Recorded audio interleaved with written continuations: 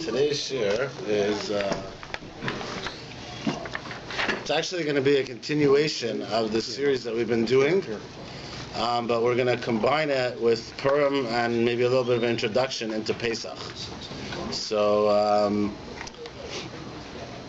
we've been talking about different proofs, different ways that we could sort of make it more rational to prove to ourselves.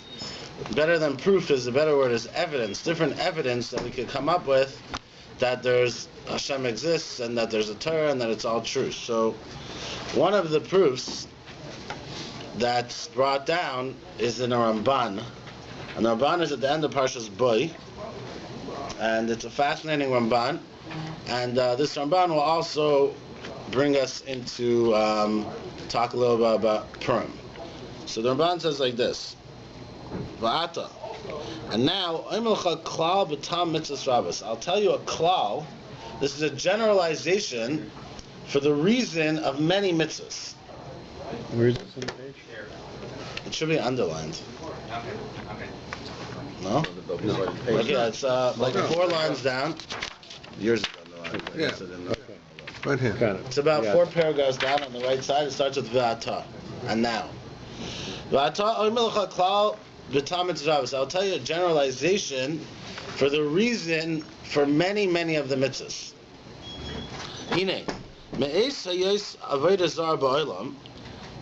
From the time that there was Avodah Zarah in the world, Naish, all the way back from the days of Naish, which is right in the beginning of creation, people would make mistakes when it would come to Emunah and Hashem, belief in Hashem. Now, there's different kinds of mistakes that people made.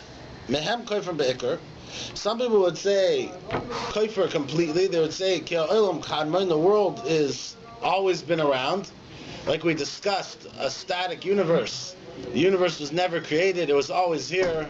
I was reading a little bit over the weekend about this. That and they used to think that the universe was supported on 4 giant elephants, which was supported on a turtle. You ever saw that?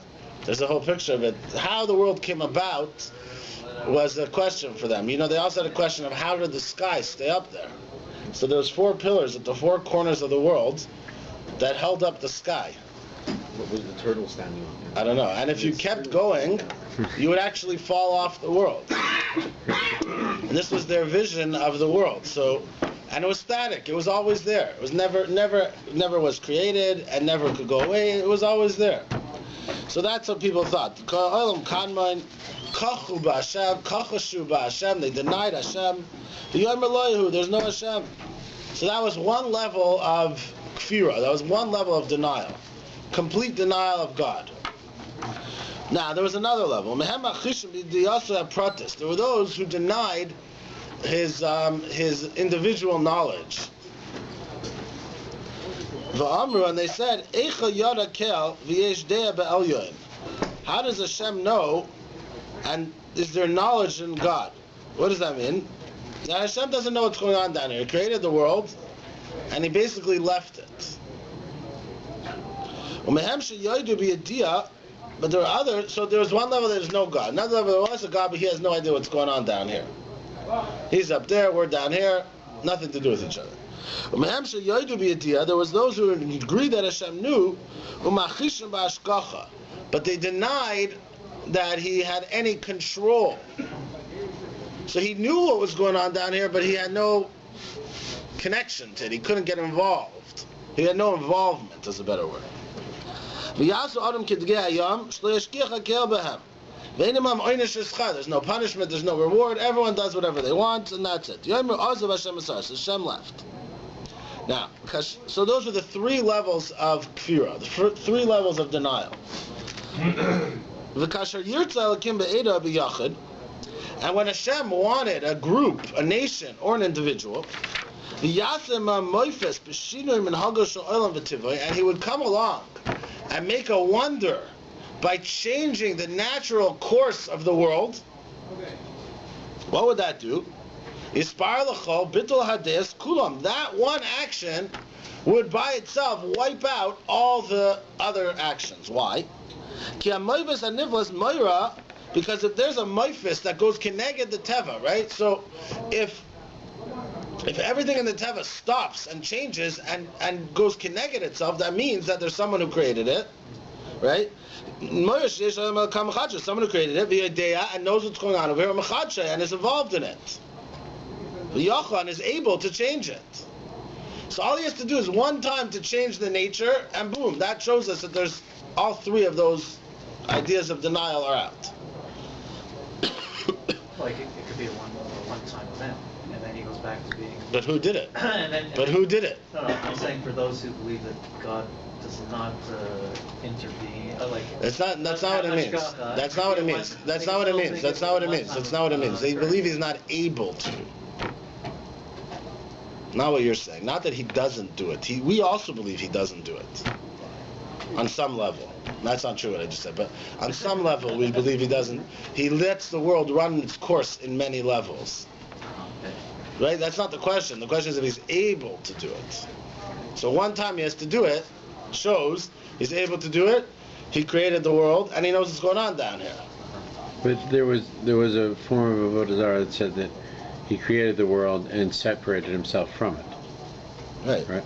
So if he did a miracle, it could be that he separated himself, came and did a miracle, and separated again. Yeah, that's what I'm suggesting. That would be wonderful, but that's not the point. The point is that he is able to. He's able to know what's going on over here, and he's what's it called? The form of Avodah Zarah wasn't that he separated himself because he chose to. It's because he has no involvement. Isn't that a? Okay, let's go further. Let's go further. No, that's not what it means. It means he's able. Let's go further. That's a very side point. Let's see the point. You'll see. Let's go further. You'll see. He's going to explain everything clear. Now, if he takes this wonder and he preordains it, that's much cooler, right? That means if he tells you before, hey, here's what I'm going to do tomorrow, that's much more interesting, right? Anyone ever read the story of a Connecticut Yankee in King Arthur's Court by Mark Twain? No? Yeah. Anyone ever read it? It's a very cool story. No, you ever heard of it? Yes. It's one of the Mark Twain's most fascinating books, if you ever read it. It's about a guy from the future who goes back into King Arthur's court. And I don't remember the whole details, but this is what happens. He knows from science when all the eclipses are. And he realizes that when he gets there, it's a time for an eclipse. And they want to, I forgot, they want to kill him or something. They're going on. He convinces them that he's a sorcerer. And then he convinces them he's a sorcerer because he says, I'm going to make the sun get covered up. And then the sun gets covered up because he knows that there's an eclipse about to happen. So he preordains it. So if he could preordain it, say the sun's going to be covered, that's it. They accept him. Right? And he becomes like a god or something, right? Anyways. I don't suggest reading English literature, but it is an interesting book. It's a cool concept. Anyways, so if the Moivis is preordained, right? So if I tell you, hey, tomorrow the sun's going to be blocked up, and it happens, that's pretty cool, right? That means I can tell you that happened. What does that show us? That clarifies us a fourth level. It shows us that Nevuah is true. Because that shows us that Hashem speaks to man and could tell us what's going to happen. Hashem speaks to man and he reveals himself to his servants, the Nevi'im. All you need to have the entire Torah Mekuyim is one preordained miracle. One preordained miracle shows you that there's a God, created the world, he's able to control the world, he talks to the Nevi'im, and that it's all true. Right? And that's what he did by Yetzias Mitzrayim, right? That's what the Moisim were. That's why it says by the Moisim, the Pasuk says, Laman Teda. You should know. Ki ani Hashem b'kerev haaretz. I am Hashem in the midst of the land. L'hoyros al hashgacha. That's to show him he's b'kerev haaretz. Means that he's down here. He's in the midst of the land. He knows what's going on. He didn't forsake the land. He didn't leave it and go up. To tell us Hashem owns the land is a different language. To teach that he created it. It's his. He created it from nothing. On the third level, there's nothing like me. That I'm able to do whatever I want. He's the ruler of all. In Ma'akabiyadah, nothing can stop him. All these different things the Mitzrayim denied and didn't believe. In Cain, the great signs and the wonders, they're true witnesses in the belief of a creator and in the entire Torah. Now, how does this help me? I didn't see any miracles. Listen, Hashem, I'll make you a deal. You want me to believe? No problem. Do a miracle for me, right? Make me a miracle. Let me see. Right now, right? Let's see something cool. Careful. What? Yeah. Has to be ordained. For every guy, every Rasha, every denier is going to come along and say, I don't believe until you show me something. He's not going to go and make a sign every 5 minutes for every person. That's why we always have to remember. Always. Remember and signs for what our eyes saw.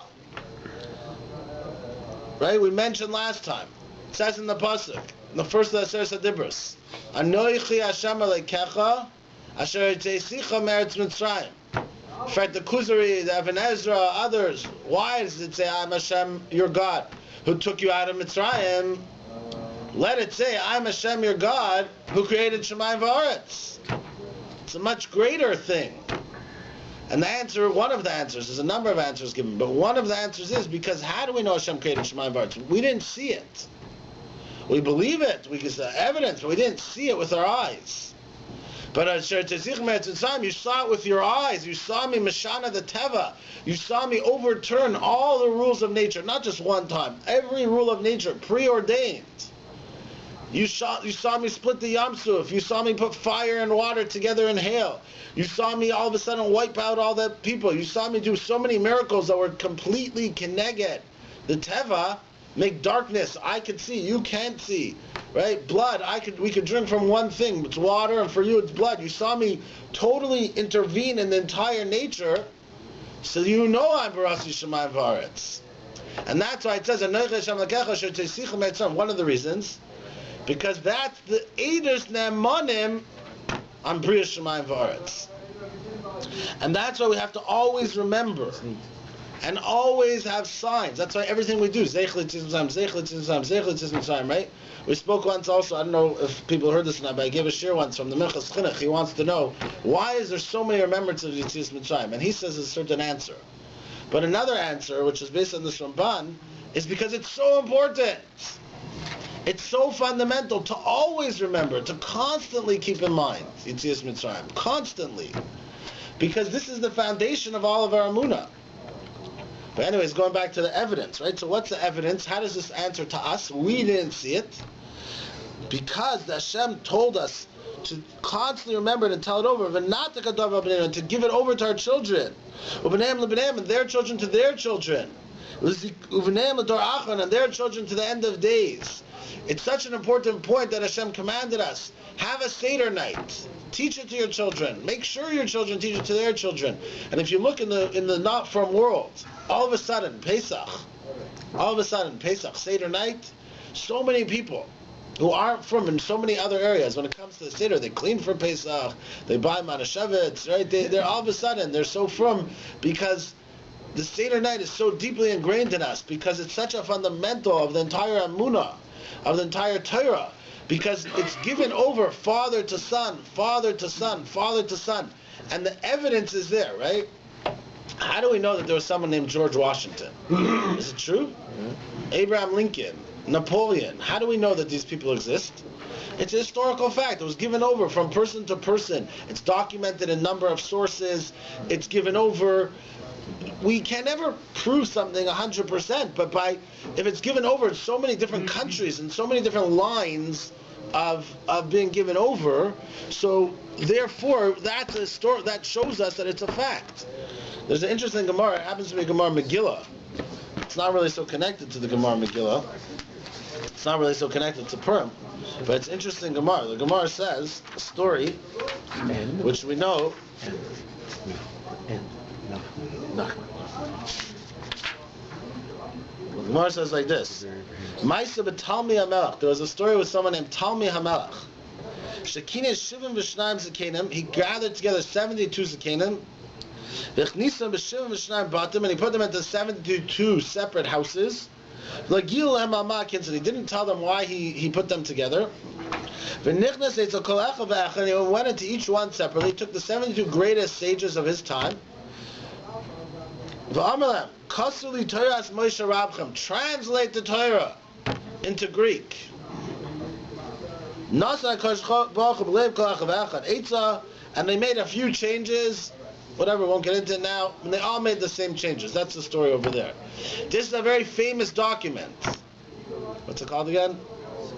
Scepter Net, right. Why is it called the Scepter Net? It means 70 tons. 70 what? 70 tons. Why 70? Because there were 72.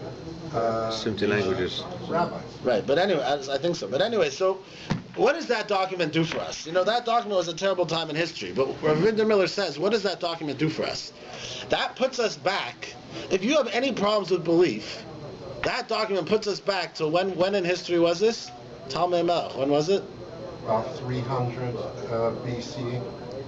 So this puts us back 2,400 years ago. Our Torah was already in the hands of the Goyim. So that means that it could not have been made up any time in the past 2,400 years. Before that. And he does this, it puts us back then. That means we know for sure that the Torah was in existence and true 2,400 years ago. So if you have any problem believing that maybe something happened over the giving over of the Torah, it's the same exact Torah. It's in the hands of the Goyim for 2,400 years already. It makes it so much easier to believe because we can now put ourselves standing at the times of Talmud HaMelech, which was only a few generations. They could have probably told you father after son, maybe up going back to Nesinas HaTorah. It was another 1,000 years, maybe not father after son, but at least cuts it much shorter. As soon as the Torah was translated and in the hands of the Goyim, that's it, we're done. We couldn't make it up anymore. Couldn't make any changes. No, and it was established as a major work at that time as well. Right. You know, that they would go to this trouble to translate. So this is part of our emunah. Part of our knowledge of emunah is that it's been transmitted from father to son, father to son, father to son, and that's what Hashem said. Here's what I'm going to do for you. I'm going to make one series of miracles.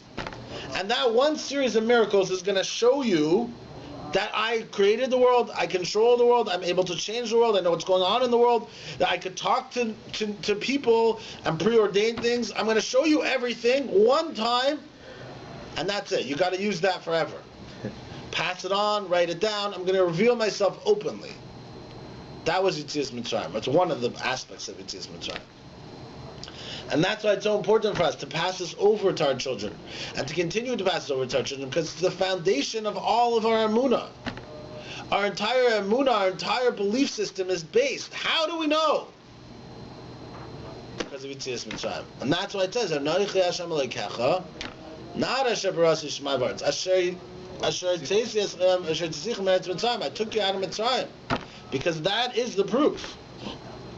And he says like this. And he was very machmer in this idea. Kares by chametz. Why is Pesach so important? Why do you get kares? If you don't bring the korban Pesach, why kares? Because Pesach is so fundamental. If you don't keep Pesach, nichras, you're cut off from the Jews. We have to write it down. Why didn't they attach kares to Sipuri to Mitzrayim? Why didn't Hashem? That's what I mean. Why didn't Hashem attach kares to Sipuri to Mitzrayim? That would make more sense than chametz, according to what you're saying. Right here. Okay. I would say an answer off the top of my head is that the actions, chametz, Pesach, and the korban Pesach, are the actions that we do. Not only it's Mitzrayim, but it's also the fundamental. But whatever. And Pesach separates a block of time in the year to do this specifically. right? So, and chametz does that. Right. Well, maybe we don't have to get into. That's why there is kares by Pesach. Not, I don't know for every single aspect. There's lots of mitzvahs by Pesach. Not to break a bone. There's many mitzvahs involved. We'll talk about them more as we go along. We put it on our doorposts. Every time you walk out the door, on your door, what do you have? Mezuzah.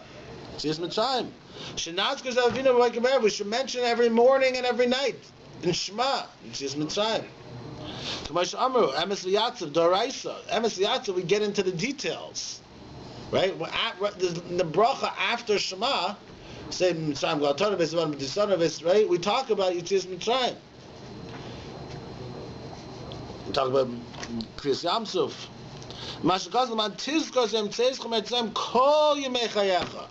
All the days of your life you have to remember Yetzias Mitzrayim, because Yetzias Mitzrayim is the foundation of our Amunah. It's the side of our Amunah, it's the foundation of our Amunah, and it has to be remembered always. And one night a year we focus on it exclusively, to drive it into ourselves, drive it into our children, and to continue to go over it and to experience it. And make a sukkah every year is also Zeichel Yetzias Mitzrayim. All the mitzvahs, so many mitzvahs we have are Zeichel Yetzias Mitzrayim. And all of it is Lias Lanu B'chol HaDoros, to have in every generation. Eidos, signs, B'moisim Shelo Yishtachu, we shouldn't forget. There should be no opening of a mouth for a denier. He has nothing to say. You come in and you want to say Hashem didn't create the world. Yetzias Mitzrayim. Hashem has nothing to do with the world. Yetzias Mitzrayim. There's no nevuah. Yetzias Mitzrayim. He can't even open his mouth. There's nothing to talk about.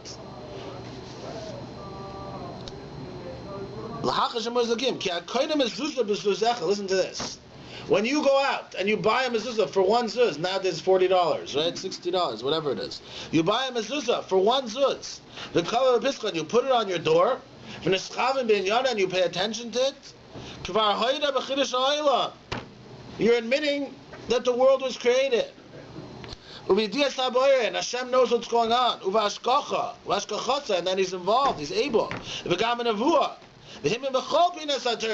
admitting you believe the entire Torah. Besides for the great chesed that Hashem did for those who keep His word, He took us from slavery to freedom.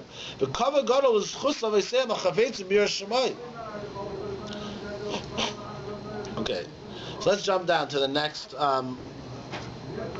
next paragraph. Now, let's already get into the topic that we were going to talk about a little more. And this is a fascinating piece from the Ramban. And from the great nisim, hamuforsamim, that are revealed,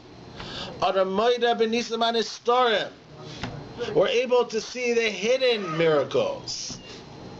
From the open miracles, we see who the boss is, we see who's running the show, we can understand the hidden miracles.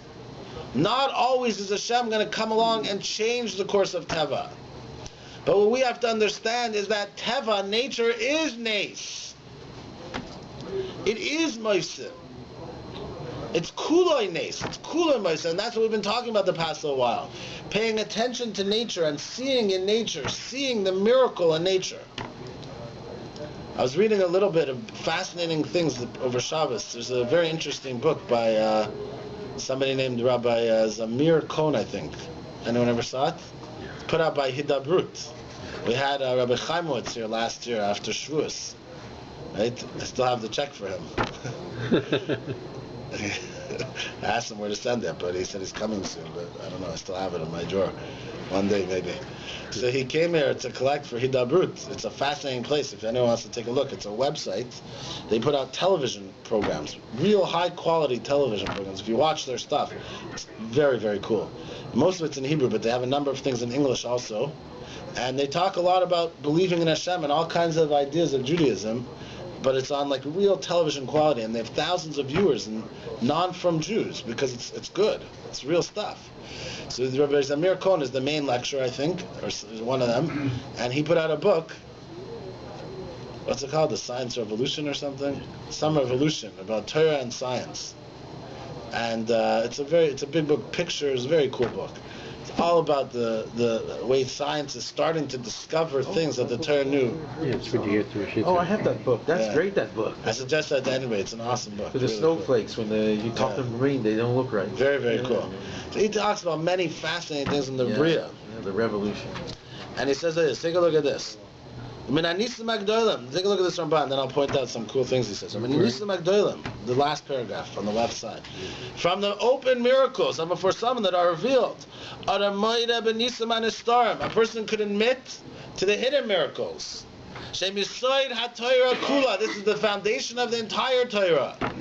What did the Rambam say? Yesoid ha-yesoidis. What was the foundation of the entire Torah? Hashem created the world. That's the side of everything. From the great open miracles, it reveals to us that Hashem is the creator of the world. She'ein la'adam, listen to this. It's scary. She'ein la'adam chelek b'toras Moshe Rabbeinu. A person has no portion in the Torah of Moshe Rabbeinu. Ad shenamin, until he believes b'chol divreinu. Everything that happens to us. Umikreinu, and anything that happens. She'kulam nisim. Everything's miracles. Ein b'am teva u'minhaga shel olam. There's no such thing as nature or minhaga shel olam. When something happens to you, anything that happens to you, it's all miracles. There's no teva. A person cannot take for granted the air he breathes, the food he eats, his job, his parnasa, his children, his sight, his smell, his brain. Everything, every single thing is a gift from Hashem. There is no nature running its course. It's all from Hashem. There's a force that Hashem put into the world. He's mamtzi, kol hanintzayim. Hashem brought it all about, and it's all from Him. And at any moment, if He would stop and say, "Hey, you know what? I'm done." Bam, finished. The boy, what? That's it. It's all over. What? If he would take a break for 1 second, it'll be all over. Hashem's constantly infusing us and doing it all. It's all nisim. Ben barabim ben miyachid. Elam yasa mitzvahs. If you do the mitzvahs, that's yichenu schar. You'll get schar. V'im yavar alem. And if you go against the mitzvahs, yachrisenu anshoy. Your oynesh will be cut off. Hakol b'gzeras elyon kasher skatikvar. It all comes from Hashem. Whatever Hashem commands. Where do we see this idea the most? The hidden miracle idea. What's our Yom Tov of the hidden miracle? The Yom Tov of the hidden miracle is Purim. Purim is the Yom Tov of the hidden miracle. Pesach is the Yom Tov of the open miracle. What's the Yom Tov? Yom Tov is the day of celebration, right? Pesach is when we celebrate the open miracles. When we remember, we tell over to our children the open miracles. Purim, what's it? Got a little story. What happened by Purim? Well, he happened to pick Esther to be his wife. She was very beautiful. Vashti got killed. It worked out. Whatever. She didn't want to listen. She got killed. Picked Esther. Esther was there. She saved the day. Got rid of Haman. Haman killed Mordechai. Haman got killed, and that's it. Very nice. It takes years. It's like it took years, but big deal. It just happened. Yeah, but it's a lot of coincidence. Too many. A lot of coincidence. So coincidence happen. No, I don't believe in coincidence. You don't? No. Good. Ein ladam Torah chelek b'Torahs Moshe Rabbeinu. If he believes in coincidences, you have no chelek in the Torah of Moshe Rabbeinu. If you don't believe that everything that happens to you, you're sitting here. The truth is that there's only one thing that you could affect, which is free choice, bechira. But even in your bechira, it's within the realm of the test that Hashem gives you. It's your fear of heaven. What? Your free choice is right. Your free choice is yours, Hashem. So the Purim is the Yom Tov. Purim is the day of celebration to celebrate the hidden miracle. So, what does that mean? It means, let's talk about a little bit the difference between Purim and Pesach. On Pesach, what happened? Pesach was preordained to open miracles. The entire Pesach was preordained. Everything was told over before. I'm going to do this. Well, not everything, but many of the things. I'm going to do this. I'm going to do that. And it was open miracles. Hashem coming in and completely altering, openly, right? Everybody saw Canaanim saw, everybody saw with their eyes or their ears, they heard about the open miracles that Hashem did. But Purim was the opposite. There was no open miracles. The whole Sefer Megillas Esther doesn't contain the name of Hashem even one time. It doesn't contain the name of Hashem. It all could be coincidence, but it shows us. If you look a little more carefully, it shows us that there's a hand of Hashem, and He's running the world. And He's putting things into place years and years before, to be later on, to be the Yeshua. You heard the word coincide. You know what it means? It's co-inside. Cool. You just made that up, or you heard that before? No, I heard it. That's in English. Beautiful. Ka Right? inside. Okay. Interesting. Ka is Hashem's name. Is inside. That's excellent. That's cool. Yeah, Very good. I like that. Shkoyach. So, putting things into place many, many years before that things should work out. Darach Hashem says like this. He says that when he's going through the foundations of the belief, one of the early things he says is, right in the beginning of the Sefer, he says that we have to believe that really Hashem could have created us and then straight up into Olam Haba, right? We mentioned this a while back. This is one of the first shurim that we did. He could have right us into Olam Haba, but He created this world that we should be able to earn it. It shouldn't be Nama de Kisufa and bear a spread. It shouldn't be a freebie. We should earn it. So it could be like Hashem. We should earn it. And he says like this: Hashem created such a huge world in order that so many different things could come about that we could constantly be tested. So we're walking around and it's a constant test. Every moment of our day is a test. Whether it's a test at business, so we should keep our business properly, or whether it's a test when we're shopping, or whether it's we're with our children or with our wives.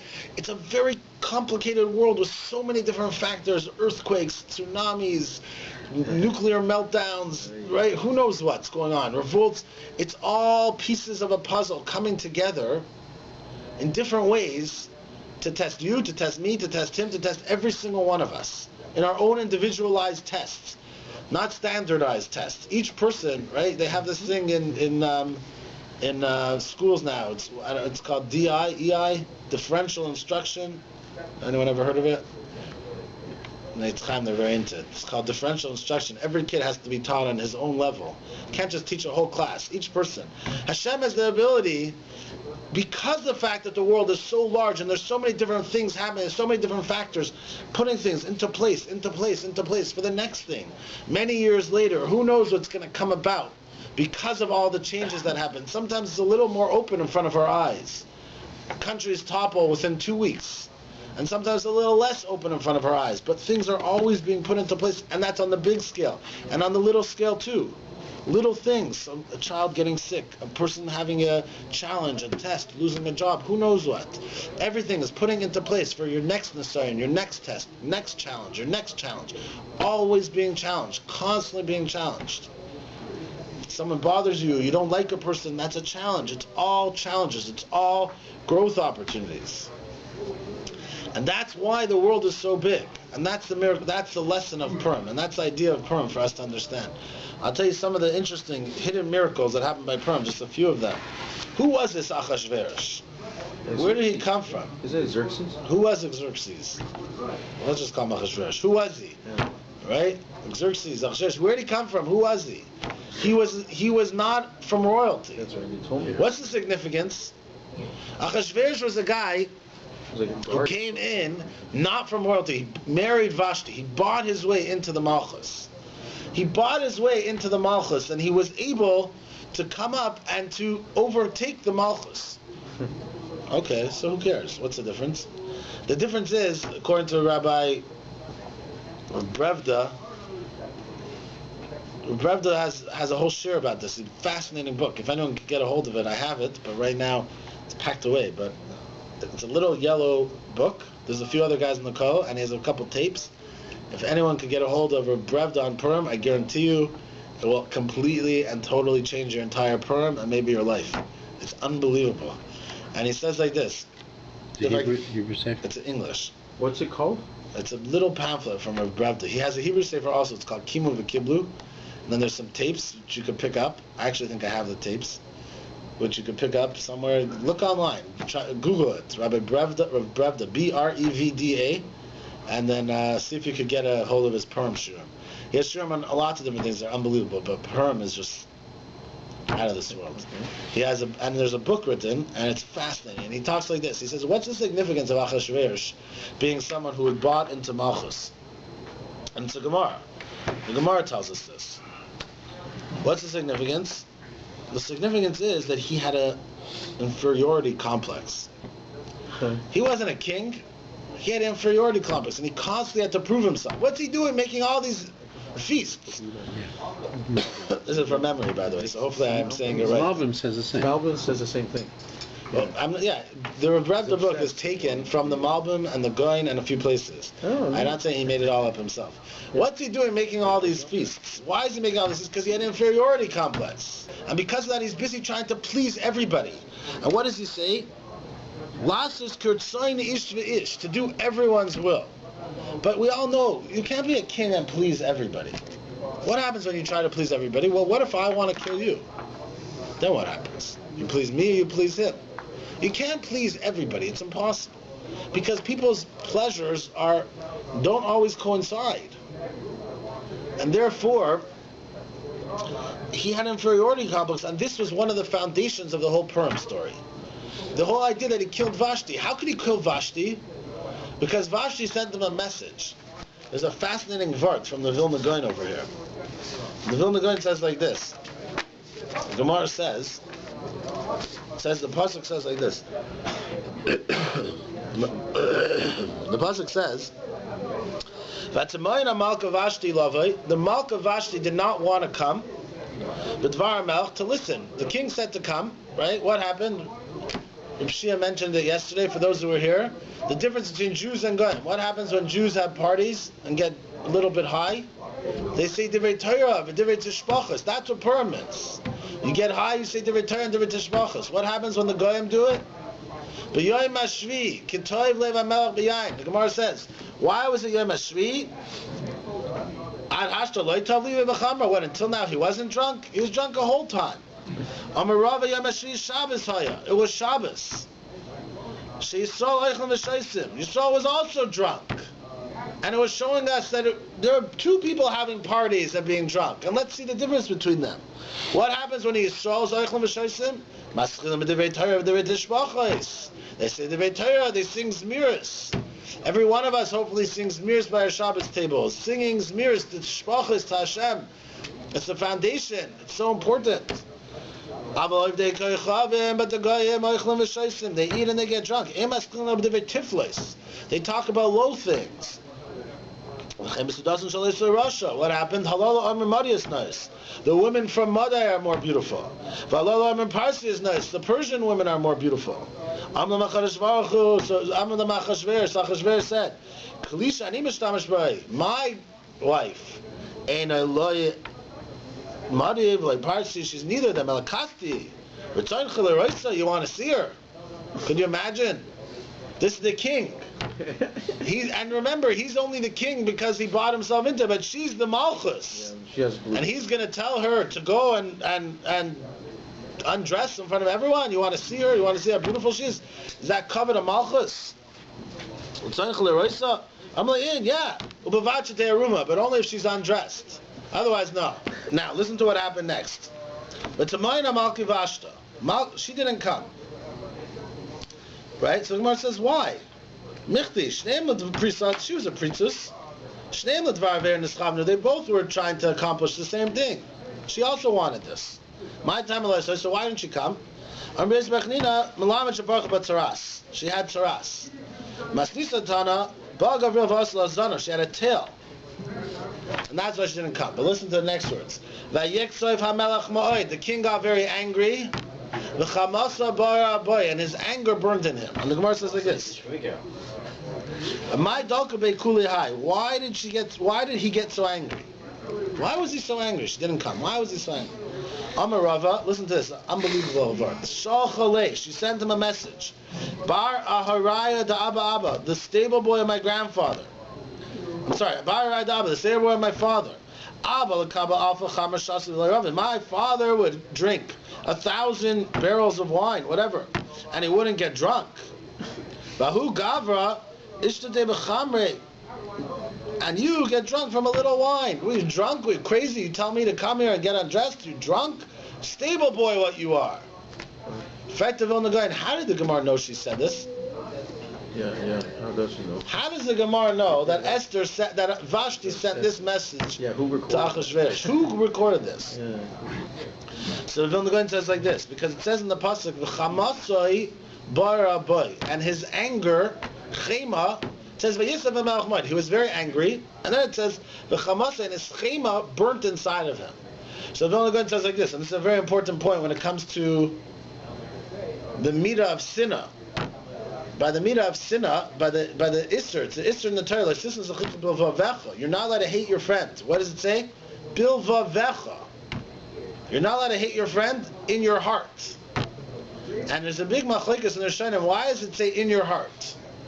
And one of the answers given is because if you let the hatred out, what happens? It dissipates. It goes down. It gets less. When you hate someone in your heart quietly, what happens? It gets worse. It burns up. That's called chema. The chema, the Vilna Gaon says, that's called chema. There's a difference between Katzav, he was angry, and chema is inside. He was very angry. But v'chamasa, and his chema was was burning inside of him. He couldn't get it out. Why couldn't he get it out? She must have sent him something embarrassing. Over here. Why couldn't he get the embarrassment out? Because she sent him something embarrassing. She called him a stable boy. What's he going to do? Go and say, my wife called me a stable boy in front of everyone? Friends, yeah. He had an inferiority complex. He couldn't tell anybody. So the chamasa was boy. So the chema was burning inside of him. That's a Vilna Gaon's part. But this is the hidden miracles that was going on over there. All of a sudden a tail popped onto her. Why didn't she come out? Well, she physically had a tail? Bal Gavril, Vasula Zonav, or Parchalat Saras. That's what it says. There were so many hidden miracles. Now, what did Haman do? So now Achashverosh didn't know what to do, right? What should we do with her? Comes along Haman with a great idea, right? Memuchan, he jumped ahead. He was number 7. Right? Amar Rav Kahana Makanja Hedja Kovetz B'Rosh. The Hedja jumps out first. He was number 7 on the list, and he spoke first. And what did he say? Kill her. Achashverosh didn't want to kill her. You have to read Rabbi. He has a whole piece about how the whole court system changed. And originally there was a court that they couldn't kill a wife. He didn't want to kill her, but he needed to do something. But what, if he kills her, he's not a king anymore. He just lost his whole claim to fame. Yeah, that's it. The blue blood, right? But comes Haman and jumps and says, kill her. And not only that, not only should you kill her, says Haman, with the Chiddush, send out letters that every man should be the ruler in his house.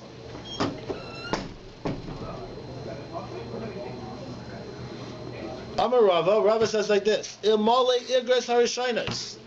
not for the first letters, there would be nothing left from the Jews. What did the first letters do? Because listen to this. Amri, this is what people said. They get this letter. What does the letter say?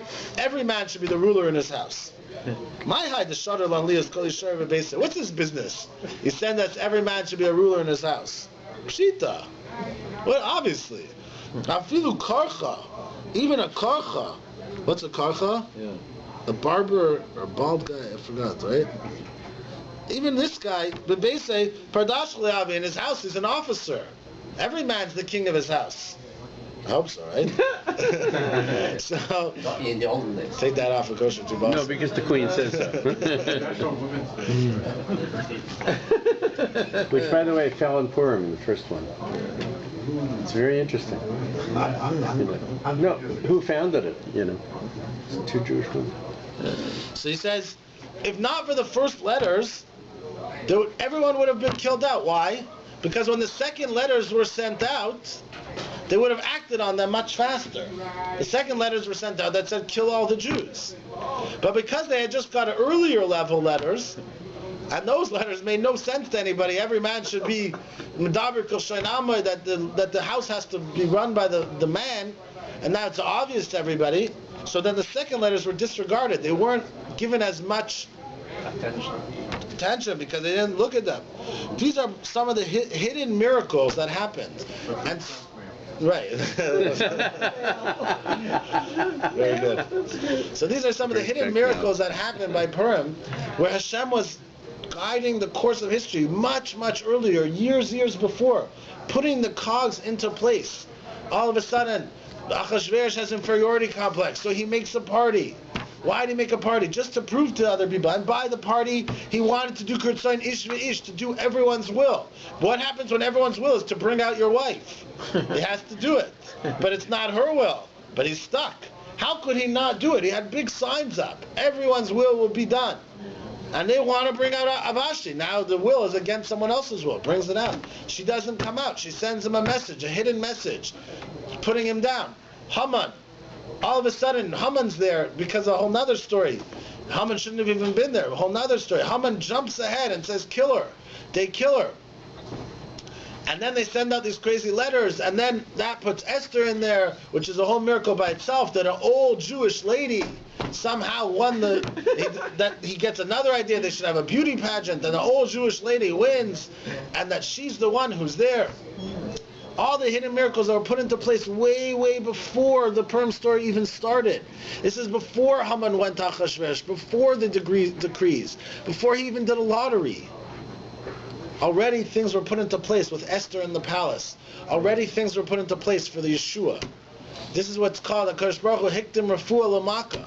Hashem brings the Refuah before the Makkah. He brings the healing before he brings the plague. It's already in place. And this is the story of our lives. This is the story of the world. That Hashem is constantly putting everything into place for you. You may not see it at the time. Things look terribly difficult. Things look horrible. But he's putting things into place, constantly putting things into place. And sometimes we can notice it. Sometimes we can pay attention to it. But if we can't, from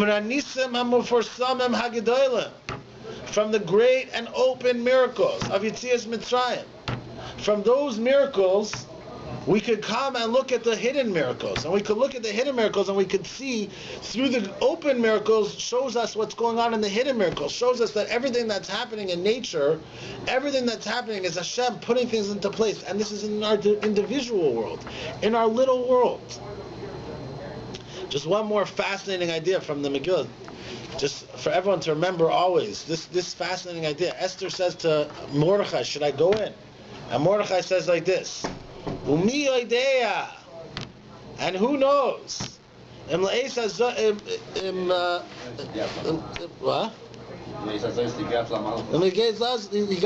that's why you're there, how do you know? Maybe that. Oh, one second. I just want to tell you one other line. After the whole first two prakim, when Hashem was putting everything into place, that's the beginning of the third parak. After everything's already set up, now Gidol HaMelech Achashverosh as Haman. Now Achashverosh could pick up Haman. First he had to put all the pieces together, and then Achar Advar Me'ela. After all this together, now he picked up Haman.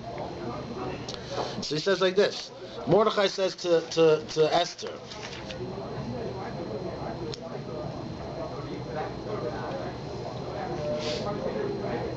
listen to this. This is the most powerful, not the most, but one of them. Don't think in your nefesh to leave.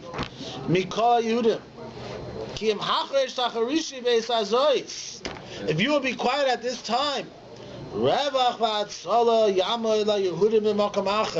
Hashem will bring the redemption from somewhere else.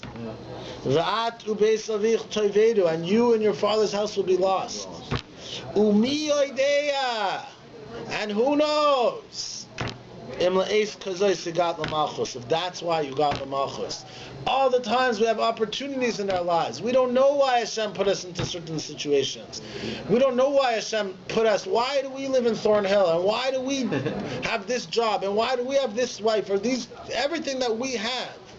Umi oidea. Who knows why? But it's all there. It's opportunities. And al tidami benafshech, don't think that it's going to be lost. the Jews will be lost. The Jews will be saved. They'll be saved. That's not the problem. But you're going to pass up on your opportunity. When a poor person knocks on your door, whatever opportunity you're given at that time, don't worry about it. Hashem's going to take care of that poor person. That's not the issue. That's not why he's knocking on your door. He's knocking on your door, or whatever it is. I don't mean a poor person. Any opportunity you have. They'll be saved. Hashem will take care of him. But you will lose out on your opportunity. And who knows why you were given this opportunity? Who knows why you were given such an opportunity? And this is the message of Purim. This is the message of Purim. We're coming into Pesach. But from Pesach we see Purim. The message of Purim is that everything that happens to us, Ein lanu chelak b'Toras Moshe Rabbeinu. You have no part in the Torah of Moshe Rabbeinu. You're not a believing Jew unless you believe according to the Ramban. Everything that happens to us is kuloi nisim. It's all with the hashgacha of Hashem.